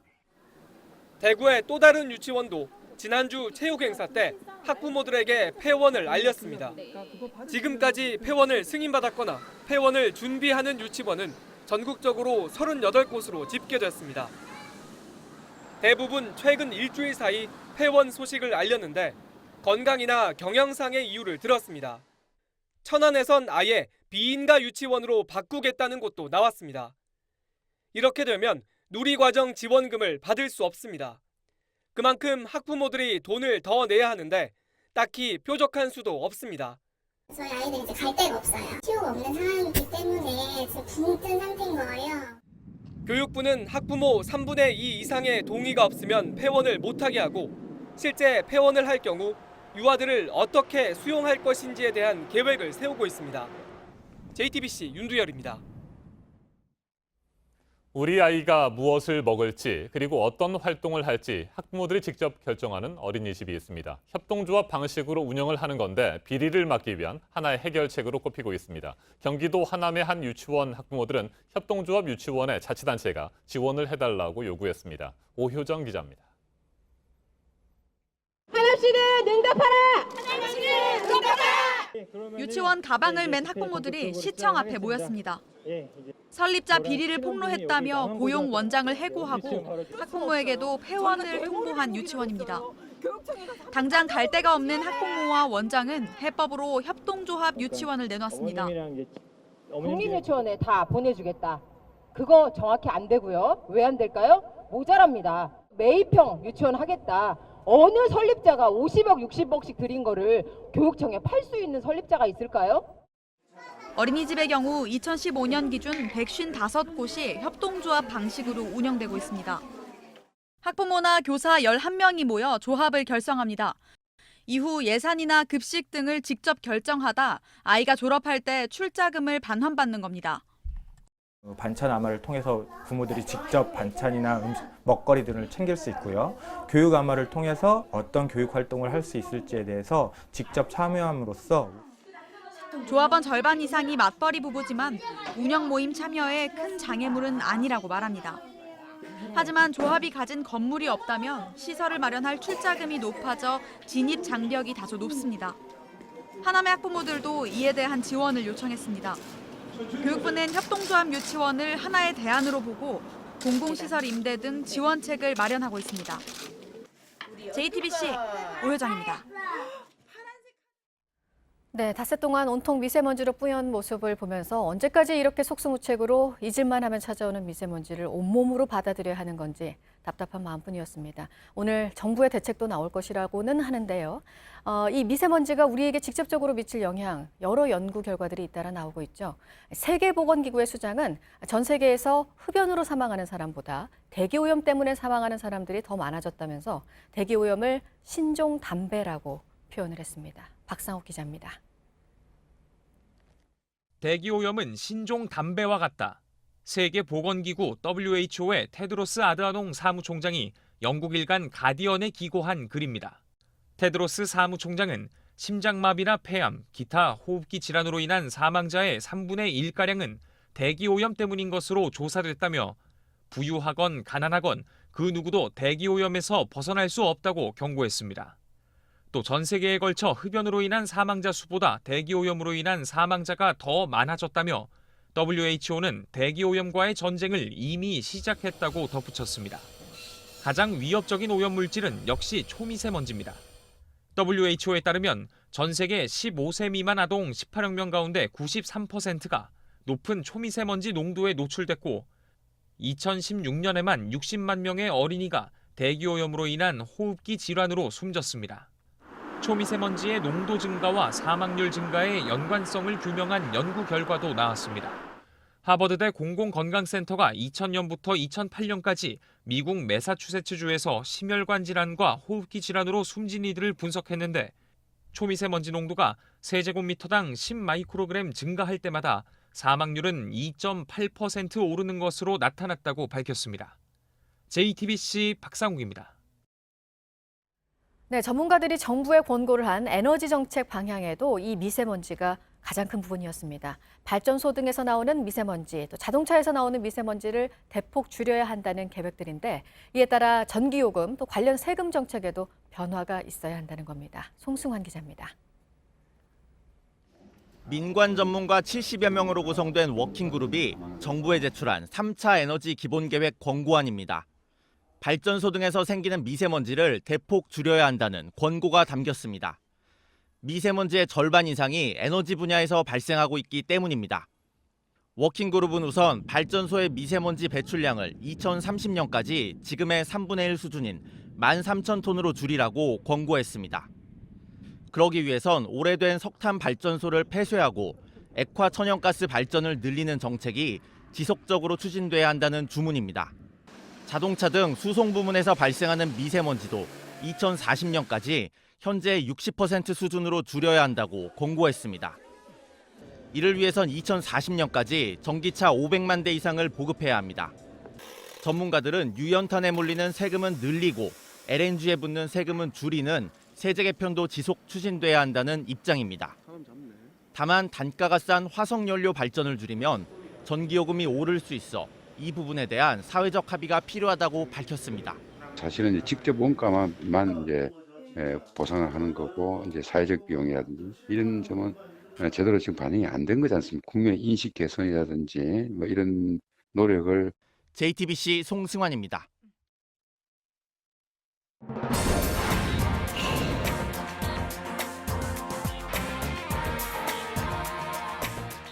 네, 오늘 아침에 새로 들어온 소식 보겠습니다. 북미 협상 과정에서 북한, 러시아, 또 중국을 포함한 우방국과 스킨십을 계속하고 있는 상황이고요. 이런 가운데 러시아가 유엔 안보리 비공개 회의를 요청했다는 소식이 들어왔습니다. 보도국 연결해서 알아보도록 하겠습니다. 안태훈 기자, 대북 제재 문제 때문일까요? 네, 그렇습니다. 일단 현지 언론들은 그렇게 분석을 하고 있습니다. 현재 시간으로 뉴욕이죠. 뉴욕 현재 시간으로 8일. 안보리 회의 비공개로 열자고 이렇게 러시아가 요청을 한 것입니다. 외신들은 대북 제재 완화를 주장하기 위한 자리가 될 것이다라고 보고 있고요. 러시아는 그동안 중국과 함께 대북 제재 완화를 주장해 오기도 했습니다. 특히 8일로 예정됐던 북미 고위급 회담이 돌연 연기된 상황에서 나온 비공개 회의 요청이어서 주목되고 있습니다. 네, 다음은 신임 한미연합사령관이 오늘 취임한다는 소식입니다. 취임식은 오늘 오전 경기도 평택 캠프 험프리스에서 열리고요. 로버트 에이브럼스 신임 사령관은 주로 중동 지역에서 전투를 지휘했고 중장 때는 오바마 정부 시절 척 헤이글 미 국방장관 밑에서 참모를 지낸 바 있습니다. 2016년 연합사 사상 첫 흑인 사령관으로 부임했던 친한파로 통하는 브룩스 대장은 오늘 에이브럼스 대장에게 지휘권을 넘기게 됩니다. 네, 그리고 아프리카 짐바브웨에서의 버스 충돌 사고 소식도 있는데 40여 명이 사망했다고요? 네, 그렇습니다. 짐바브웨의 한 고속도로에서 2대의 버스가 정면 충돌했습니다. 현지 언론들은 사고 현장이 너무 처참해서 관련 사진은 올리지 않았다라고 보도하고 있습니다. 짐바브웨에서는 고속도로에 움푹 패인 곳이 많아서 대형 사고가 종종 발생하고 있습니다.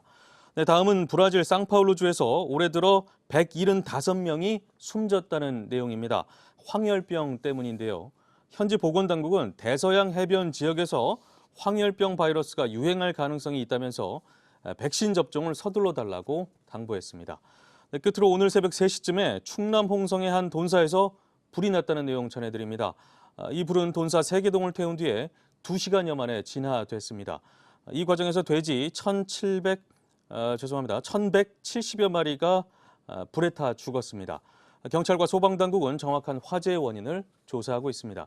지금까지 아침 지금 JTBC 안태훈입니다. 목요일 날씨 키워드 알려드립니다. 오늘은 전국 비바람, 먼지 해소, 그리고 내일 오전 개미인데요. 정말 너무도 반가운 가을비가 전국을 적시고 있습니다. 대부분 미세먼지 보통에서 좋은 수준 회복했고 아직 농도가 높은 충청과 전북 지역도 차츰 공기가 맑아지겠습니다. 지금 서서히 빗줄기가 강해지고 있는데요. 오후부터는 본격 비바람이 몰아치고 천둥 번개가 치는 곳도 있겠습니다. 비는 내일 오전에 모두 개겠고 낮부터 다시 서쪽 지방의 먼지 농도가 높아질 것으로 보입니다. 오늘만큼은 깨끗한 공기 즐기셔야겠습니다. 비 내리고 천둥 번개까지 쳐도 그저 반갑기만 하라. 미세먼지 농도 109에서 13 마이크로그램까지 떨어졌다. 이렇게 좋아하셨고 반면 미세먼지 좋음이라 공원 가려 했더니 비가 오는 거였다며 조금 아쉬워하는 분도 있었습니다. 우산 쓰고 걷는 산책길도 운치 있을 것 같은데요. 지금까지 키워드와 SNS로 만나본 날씨였습니다. 직원 폭행과 엽기적인 갑질 등으로 공분을 산 양진호 한국미래기술회장이 어제 전격 체포됐습니다. 양 회장은 공분을 자아낸 것을 사죄드린다고 말했습니다. 하지만 심야 조사를 거부했고 체포 첫날 경찰 조사는 4시간 반 만에 끝났습니다. 경찰은 폭행과 강요, 마약, 투약 혐의 등을 집중 조사할 계획입니다. 신아람 기자가 보도합니다. 경찰의 손에 붙들린 양진호 한국미래기술회장이 경찰청으로 압송됐습니다. 공감할 수 없는 행동으로 공분을 자아낸 것 진심으로 사죄드립니다. 제 잘못을 인정합니다. 잘못했습니다. 양 회장이 언론 앞에 모습을 드러낸 건 폭행 영상이 공개된 지 8일 만입니다. 왜 이제야 모습을 드러낸 겁니까? 그동안 뭐 하셨습니까? 회사 관련된 수습할 부분이 있었고 양 회장은 성남시 분당의 오피스텔 주차장에서 긴급 체포됐습니다. 이 오피스텔은 갑질 논란이 불거진 지난주 회사 관계자가 단기에 임대를 한 것으로 파악됐습니다. 가격표가 더 묻지도 않았고 그냥 뭐 오피스텔 비용이 있느냐, 뭐 빨리 들어갈 수 있는 건 있느냐, 있다. 그래서 경찰은 오피스텔에서 양 회장의 노트북을 압수하고 자택과 사무실에 대해서도 추가 압수수색을 했습니다. 특히 양 회장의 체포영장엔 폭행과 강요 혐의뿐 아니라 마약을 투약한 혐의까지 적시됐습니다. 압수수색을 통해 증거를 확보한 단계는 아니지만 주변인 진술 등을 통해 마약 정황을 포착한 걸로 전해집니다. 경찰은 오늘 양 회장에 대한 구속영장을 신청하고 조사를 이어갑니다. JTBC 신아람입니다. 양진호 회장이 성인물을 포함한 불법 영상 유통에 직접 관여했는지 여부도 주요 수사 대상입니다. JTBC 취재 결과 양 회장이 실질적으로 소유한 위디스크가 유통을 넘어 성인 영상물을 직접 올린 정황이 포착됐습니다. 이 영상물들은 외부 업체에서 제공받은 것으로 조사됐습니다. 공다솜 기자가 보도합니다. 경찰 조사 결과 양진호 회장이 실소유한 위디스크가 회사의 인터넷 IP 주소를 이용해 성인 영상물을 직접 올린 것으로 파악됐습니다. 여러 개의 아이디와 닉네임을 써서 비정기적으로 올렸다는 겁니다. 이런 방식으로 올린 성인 영상물은 현재까지 파악된 것만 수십 개에 달합니다. 위디스크는 이 영상물을 외부 제휴업체에서 제공받은 걸로 파악됩니다. 개인이 휴대전화기로 촬영한 보복성 불법 영상 등은 아직 발견되지 않았습니다. 경찰은 위디스크가 직접 올린 영상물이 법에서 허용하는 성인물을 넘어 포르노 같은 불법적 내용이 담겨 있는지 들여다보고 있습니다. 영상을 올리는 과정에 양진호 회장의 지시나 개입이 있었는지도 조사 대상입니다. 취재진이 관련 의혹을 확인하려 했지만 회사 측은 연락이 닿지 않았습니다. JTBC 공다솜입니다. 직원을 폭행하고 살아있는 닭을 석궁으로 쏘게 하는 등 엽기적인 행각을 일삼았죠. 양진호 한국미래기술 회장이 앞서 전해드린 것처럼 어제 체포됐습니다. 폭행죄와 강요죄, 동물보호법과 마약류 관리법 위반 등의 혐의입니다. 경찰의 수사 상황과 법적 처벌 수위에 관심이 모아지고 있습니다. 양지열 변호사와 좀 더 자세하게 짚어보겠습니다. 안녕하십니까? 네, 안녕하세요. 네, 어제 전격 체포된 양진호 회장, 심야 조사를 거부했다고 해요. 네. 이런 경우가 흔한 상황입니까? 원래 심야 조사라고 하는 것 자체가 원칙적으로 금지되어 있는데 다만 이제 조사를 받는 사람의 편의를 위해서 동의할 경우에 같이 행할 수 있도록 그렇게 허용을 하고 있는 거거든요. 양 회장 같은 경우에는 아마도 이 뭔가 뭐 공무적 공문을 사고 있는 여러 가지 사건들이 보도되는 과정들을 추이를 살펴보면서 특히 또 변호인의 아마 조력을 받았을 수도 있고요. 네. 그런 걸 준비를 했기 때문에 상당히 이미 좀 뭐 지쳐 있을 수도 있고요. 뭐 그것 자체가 뭐 불법적이라거나 잘못된 것이라기보다는 아마도 내가 조사를 장기간 받을 수밖에 없는 상황이라는 것을 알고 있었기 때문에 거기에 맞춰서 뭐 심야 조사를 하지 않는 걸로 그렇게 정하지 않았을까 싶습니다. 네, 어제 전격 체포된 직후에 포토라인에 서서 말이죠. 양 회장, 공분을 자아낸 것에 대해서 사죄드린다. 네. 이렇게 얘기를 했습니다. 또 경찰 조사에서도 폭행과 강요 혐의 등에 대해서는 대체로 인정을 했다고 하는데 이것도 뭐 어떤 법률 자문을 받아서 그런 얘기들이나 뭐 인정을 했다고 보십니까? 사실 공분을 많이 자아내게 했던 것들이 네. 뭐 그런 영상들 아니겠습니까? 직접적으로 공개가 됐고 피해자가 이 부분에 대해서 고소할 뜻을 밝히고 있고 혐의 사실 자체가 워낙 명백해요. 이 부분에 대해서 부인해서 아마 실익이 전혀 없다라는 판단을 했을 것이고 또 이거는 아마 100% 합의를 시도를 할 거예요. 그러니까 그렇게 해야만이 형량을 많이 줄이거나 처벌을 받지 않을 수 있기 때문에 이거를 부인한다고 해서 얻을 수 있는 게 없는 상황이니까 인정을 바로 했을 겁니다. 네, 폭행과 강요 포함해서 혐의들이 굉장히 많지 않습니까? 굉장히 이게 뭐 많죠. 합의한다고 해서 될 수 있는 문제는 아닌 것 같아요. 제가 말씀드린 거는 여러 가지 받고 있는 혐의들이 많죠. 네. 그중에서 이제 음란물과 관련해서는 정보통신망 이용 촉진에 관한 법률 위반도 있고 폭력행위, 성폭법 위반 혐의도 네. 있고요. 또 폭행이나 강요 외에도 마약류 관리에 관한 법률 그렇죠. 위반까지도 새로 나왔단 말이에요. 그럼 이렇게 많은 혐의들을 받고 있는 상황에서는 뺄 수 있는 것들은 말씀드린 폭행이나 강요 같은 것들을 합의를 통해서 어느 정도 줄일 수 있기 때문에 그런 부분들을 줄여나가는 거죠. 당연히 말씀하신 성범죄와 관련된 음란물 유포와 관련된 부분은 뭐 합의할 수 있는 사항은 아니기 때문에 여러 개 중에 줄이기 위해서 합의를 시도할 거란 겁니다. 네, 한 대학 교수가 집단 폭행을 당했었는데 이 폭행을 당한 것이 말이죠. 그 마약을 흡입한 부분에 대해서 그 혐의를 덮기 위해서 그걸 가리기 위해서 집단 폭행을 했었던 것이다. 이렇게 폭행을 당했던 전직 직원이 네. 진술을 하지 않았습니까? 그 전직 교수가 네. 그런 얘기도 했었고 또 일부 언론에서 보도한 바에 따르면 다른 사람과 주고받은 메시지 내용에서도 내가 그때 굉장히 강한 각성제를 복용을 한 상태였기 때문에 쉽게 말해서 제정신이 아니었다 이런 아하. 취지가 있고 또 전 헤어진 아내의 진술도 상당 부분 마약을 했다 내지는 대마초 같은 것을 한 것이 아니냐라는 얘기가 나왔거든요. 그게 그냥 언론에 보도된 게 아니라 영장에 적시를 했어요. 네. 마약 관련 법률을. 그러면 아마도 뭔가 진술 외에도 뭐 신빙성이 있다고 할 만한 그런 것들이 좀 나오지 않았을까 싶습니다. 자택과 직장에 대한 압수수색을 있었고 한 40여 명의 수사관들이 파견이 돼서 이 부분에 수사에 나섰기 때문에 의미 있는 어떤 소명 자료 정도는 확보를 한 게 아닌가 싶습니다. 네, 최근 상황이 아니고 몇 년 전 상황인데 마약 흡입과 관련해가지고 뭐 직접적인 증거들이 지금도 있을 수 있습니까? 일단 뭐 모바일 검사 같은 것들을 반드시 해야 될 네. 상황일 것이고요. 또 아시겠지만 마약의 특성 중에 하나가 한 번 시작을 했을 경우 한 번으로 끝나는 경우는 별로 없지 않습니까? 그 이외에도 어느 정도 조사 계속해서 마약을 했을 가능성이 상당히 높은 상황이고 그와 관련해서도 아마 경찰에서는 뭔가 말씀드린 것처럼 소명 자료를 확보를 했기 때문에 영장에도 적시를 하지 않았을까 싶습니다. 네, 리벤지 포르노를 비롯해서 불법 영상물을 직접 올렸다는 뭐 그런 사실도 하나 둘씩 드러나고 네. 있는데 이 부분에 대해서도 경찰의 조사가 집중되겠죠. 원래 처음 경찰에서 이 사건이 여러 가지로 폭행으로 네. 알려지기 전에 경찰은 이미 지난 8월부터 이 부분의 수사에 착수를 했었지 않습니까? 압수수색도 2차례가 있었고 그렇죠. 단순하게 이걸 몰라서 방치를 했다는 정도의 상황이 아니라 이른바 헤비 업로드라고 알려진 사람들과 끊임없이 연결을 해가고 연락을 주고받으면서 이것들이 유통될 수 있는데 적극적으로 노력을 했고 직원들을 시켜서 뭐 평소에 독려를 한다거나 아니면 그 사람들이 여러 가지의 아이디를 써가면서 업로드를 할 수 있도록 편의를 봐줬다거나 더 나아가서는 직접적으로 아예 그 부분들을 방치를 하고 올렸다 이런 부분들이 나오지 않고 있으니까 이런 부분들이 이제 아까 말씀드린 것처럼 그 종류에 따라서 정보통신망 법률 위반도 될 수가 있고 아니면 성폭력에 관한 법률 위반도 될 수가 있는데 이 부분이 어떻게 보면은 법적으로 따져봤을 때는 가장 무거운 혐의가 네. 될 수도 있습니다. 네, 그리고 경찰은 국세청과 공조를 해서 말이죠. 비자금 조성 여부 네. 그리고 자금의 흐름도 수사한다고 하는데 이건 어떤 내용들입니까?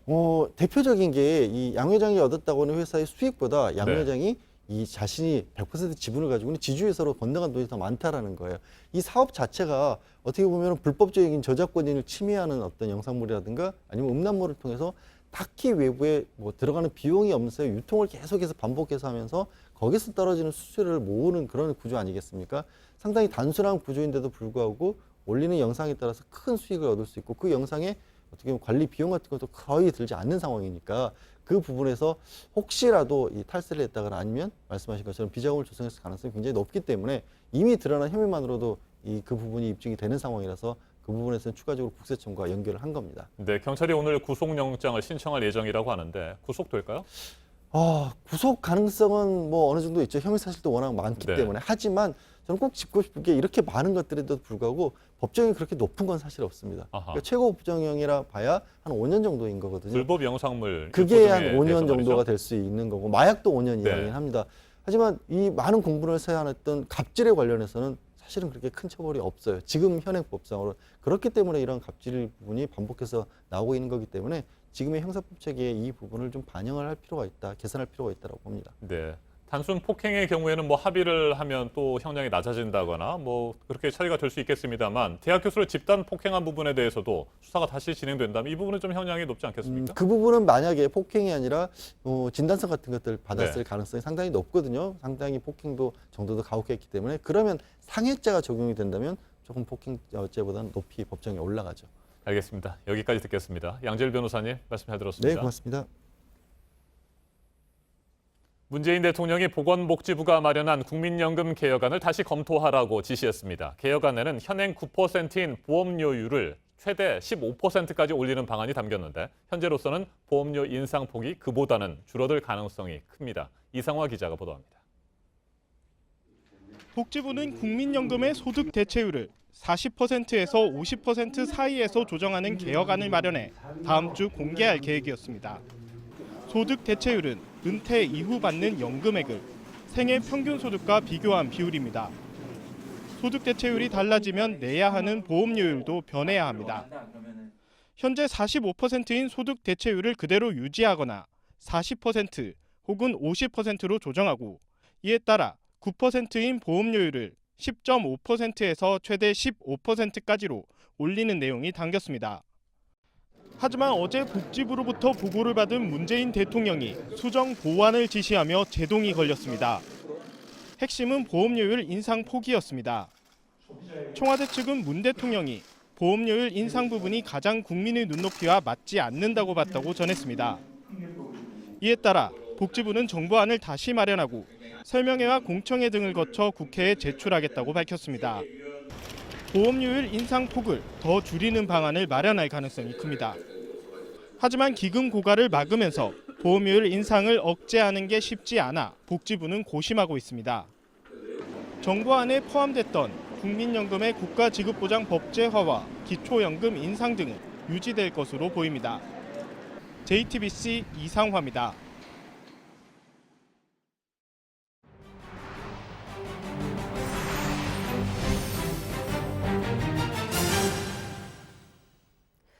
지난해 6월 72명의 목숨을 앗아간 영국 그렌펠 타워 화재를 조롱하는 영상이 공개돼서 공분을 사고 있습니다. 화재 피해자를 돕는 이들은 상처받은 이들에 대한 역겨운 공격이라고 비판했습니다. 김성탁 특파원입니다.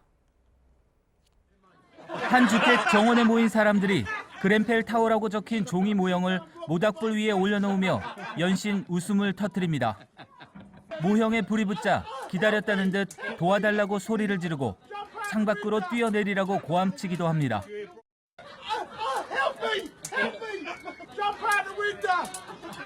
불이 번져가자 환호하는 사람도 있습니다. 모형이 다 타버린 후 임대료를 안 내면 이렇게 되는 거야라고도 말합니다. 72명의 목숨을 앗아간 24층짜리 그렌펠 타워 화재를 조롱하는 영상이 소셜 미디어에 오르자 영국은 충격에 휩싸였습니다. And I think it's a shameful indictment that there are groups within our society at the moment to make fun of the death of 72 people in a fire. 인종차별 정서가 퍼질 것에 대한 우려도 커지고 있습니다. 경찰은 해당 주택을 수색하고 40, 50대 남성 4명과 19살 남성 2명을 체포해 조사했습니다. 용의자들은 1986년 제정된 공공질서법 위반으로 처벌받을 수 있습니다. 위협적이거나 모욕적인 말과 게시물로 고통을 느끼게 하면 문제가 되는데 인종이나 종교적 차별 행위는 최장 2년의 징역형에 처해집니다. 런던에서 JTBC 김성탁입니다. 캐나다에서 화물기가 착륙하는 과정에서 사고가 발생해 승무원 5명이 다쳤습니다. 현지 시간 7일 캐나다 노바스코샤주의 한 공항에서 착륙하던 화물기가 활주로에서 미끄러졌습니다. 땅에 쓸린 기체 아랫부분이 크게 부서졌는데요. 이 사고로 비행기에 타고 있던 승무원 5명이 다쳐 병원으로 이송됐습니다. 부서진 잔해로 활주로가 폐쇄되며 다른 항공기들의 운행이 지연됐는데요. 당국이 정확한 사고 원인을 조사하고 있습니다. 호주의 한 소년 교도소에서 불길과 함께 연기가 치솟습니다. 탈옥을 시도하던 10대 수감자들이 교도소에 불을 지른 건데요. 교도관을 공격해 열쇠를 빼앗고 무기를 탈취하는 과정에서 폭동으로 번졌습니다. 사태는 몇 시간 만에 진압됐지만 이 과정에서 교도관 1명이 다쳤는데요. 경찰이 탈옥 주동자를 상대로 정확한 경위를 조사하고 있습니다. 미국에서 한 남성이 악어가 가득한 연못에 제 발로 뛰어드는 아찔한 모습이 포착됐습니다. 플로리다주의 한 동물 농장입니다. 한 남성이 악어 사육장 인근에서 서성거리는데요. 잠시 뒤 악어가 가득한 연못에 그대로 뛰어듭니다. 남성은 물속에 있던 악어에게 발목을 물렸는데요. 뿌리치고 빠져나오려 하지만 악어는 남성을 거칠게 내동댕이 칩니다. 가까스로 연못을 벗어난 남성은 유유히 집으로 돌아갔는데요. 다음 날 연못 주변에서 핏자국을 발견한 직원의 신고로 경찰에 체포됐습니다. 경찰은 남성이 마약이나 술에 취한 상태에서 연못에 뛰어든 것으로 보인다고 밝혔습니다. 천 위에 살포시 놓여 있는 건 다름 아닌 수류탄입니다. 인도네시아의 한 강가에서 낚시를 하던 남성이 73년 전에 생산된 수류탄 한 발을 낚은 건데요. 처음엔 돌덩이라고 생각했는데 자세히 보니 사용되지 않은 위험천만한 수류탄이었습니다. 1945년 인도네시아의 독립전쟁 당시 제작된 것으로 추정되고 있는데요. 경찰이 출동해서 해당 수류탄을 수거했습니다.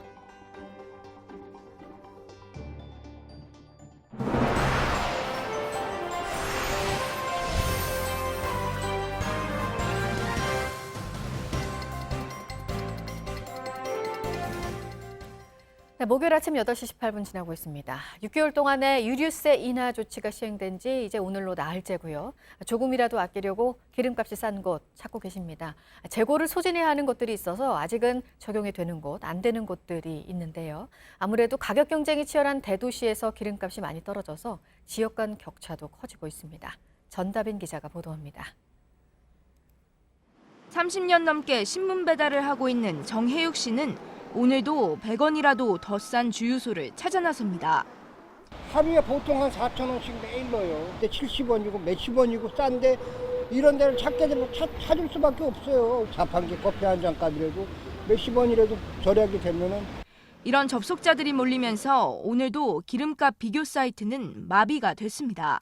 인터넷으로 검색해서 좀 싼 곳을 찾아서 가고 있어요. 유류세 인하 둘째 날이지만 아직 가격에 반영이 안 된 주유소가 많아서입니다. 휘발유 유류세는 리터당 123원 내렸지만 전국 휘발유 평균값은 이틀 동안 49원만 내렸습니다.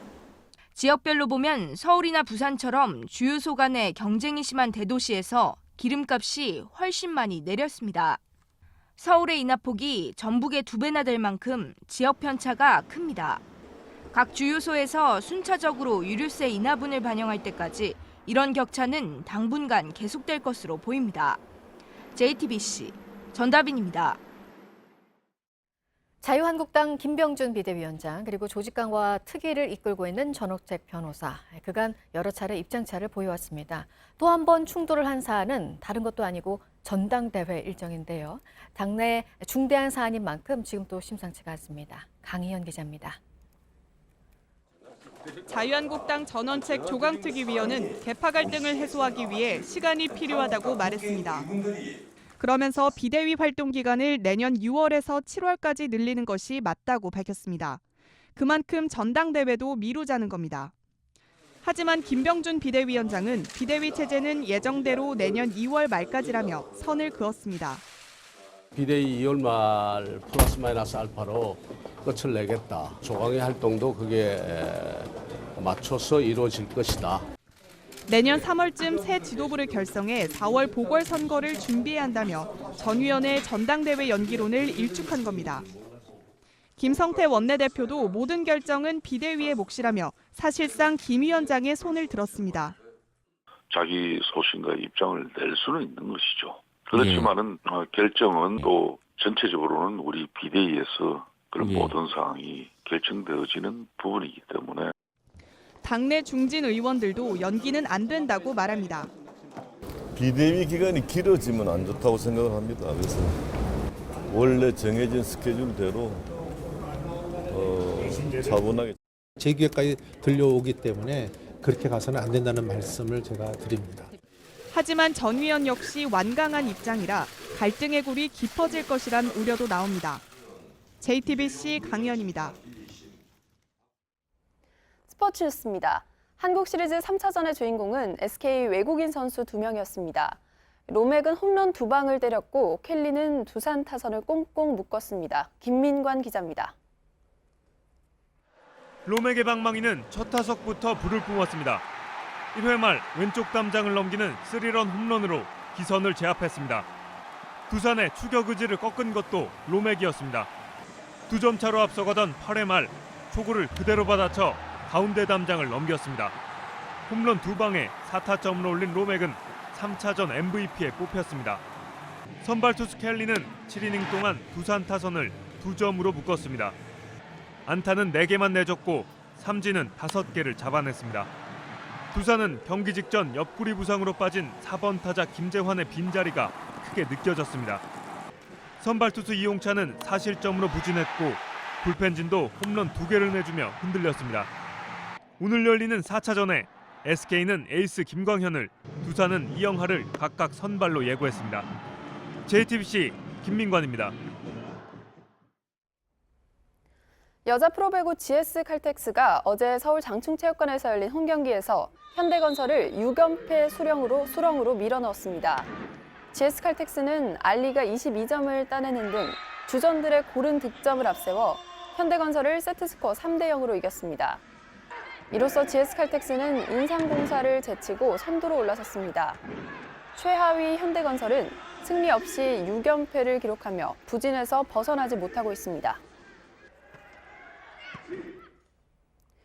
전주 KCC가 올 시즌 선두 울산 현대모비스를 상대로 승리하며 4연패 사슬을 끊었습니다. KCC는 어제 전북 전주체육관에서 열린 프로농구 정규리그 현대모비스와의 홈경기에서 85대 75로 이겼습니다. 5승 6패가 된 KCC는 7위를 유지했지만 6위 인천 전자랜드와의 승차를 한 경기로 좁혔고 현대모비스는 2위 서울 SK에 1.5경기 차로 쫓기게 됐습니다.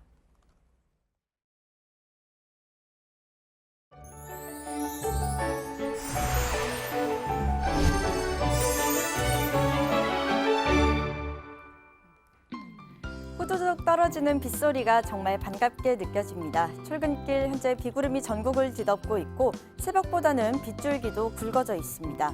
비는 오늘 하루 종일 이어지면서 중부와 남해안, 제주에 최대 60, 또 강원 영동과 남부지방에 최대 40mm가 내리겠습니다. 호우 예비특보가 내려진 제주 산지에는 100mm 이상 큰 비가 쏟아지는 곳도 있겠습니다. 가을비치고 양도 많지만 바람에 더욱 주의하셔야겠습니다. 해안을 따라 강풍 예비특보가, 전 해상에는 풍랑 예비특보가 발효 중인데요. 특히 오늘 오후부터 거셀 것으로 예상돼 피해 없도록 대비 잘하셔야겠습니다. 대부분 공기가 깨끗해졌지만 아직 충청과 전북에는 나쁨 수준 보이는 곳이 있습니다. 대기 흐름이 원활해지면서 이 지역도 모두 해소되겠습니다. 오늘 북한도 비 소식이 있고요. 일부 기온이 낮은 북부 지방은 눈으로 내리는 곳도 있겠습니다. 낮 최고 기온은 서울이 16도, 광주와 대구가 18도가 되겠고요. 북한은 회주가 최고 16도, 함흥이 12도 등 우리나라보다 낮겠습니다. 비는 내일 아침까지 이어지다가 오전 중 모두 개겠습니다. 미세먼지는 내일 낮부터 서쪽 지역의 농도가 차츰 높아지면서 주말에는 다시 공기가 탁해질 것으로 보입니다. 기상정보였습니다. 아침엔 뉴스워치, 오늘 하루 관심을 가지고 지켜봐야 할, 기억해야 할 뉴스 끝으로 정리해드립니다. 닷새 동안 기승을 부리던 초미세먼지 농도가 많이 떨어졌습니다. 아침 8시를 기준으로 서울의 초미세먼지 농도는 5마이크로그램, 인천은 9마이크로그램을 기록했습니다. 수도권뿐만 아니라 남부지방도 대기 상태가 보통 수준을 회복했습니다. 오늘 하루 지역에 따라 40에서 60mm, 많은 곳은 100mm의 비가 더 내리고 나면 미세먼지 농도는 전국 대부분이 좋음 또는 보통 수준을 보이겠습니다. 하지만 주말과 휴일 중국에서 미세먼지가 넘어올 가능성이 있어서 대비가 필요합니다. 미국의 이번 중간선거로 행정부를 실질적으로 견제하는 하원을 민주당이 장악하면서 트럼프 대통령 각종 정책에 타격이 있을 것이라는 전망이 나오고 있습니다. 특히 한반도 정책 기조와 관련해서는 큰 변화는 없겠지만 북미 협상 속도 등에는 영향이 있을 거라는 분석입니다. 도널드 트럼프 미국 대통령이 내년 초 2차 북미 정상회담 개최 방침을 다시 확인했습니다. 연기된 북미 고위급 회담 일정과 관련해서는 다시 잡힐 것이라고 말했습니다. 대북 제재에 대해서는 자신도 해제하고 싶지만 북한 역시 호응해야 한다고 강조했습니다. 고위공직자 비리수사처 설치와 검경 수사권 조정 등의 사안을 논의한 국회 사법개혁특별위원회가 오늘부터 업무 보고를 받습니다. 오늘은 박상기 법무부 장관과 안철상 법원행정처장이 출석할 예정입니다. 오늘 전해드릴 소식은 여기까지입니다. 이상으로 JTBC 뉴스 아침엔 목요일 순서 모두 마치겠습니다. 건강한 하루 보내시기 바랍니다. 고맙습니다.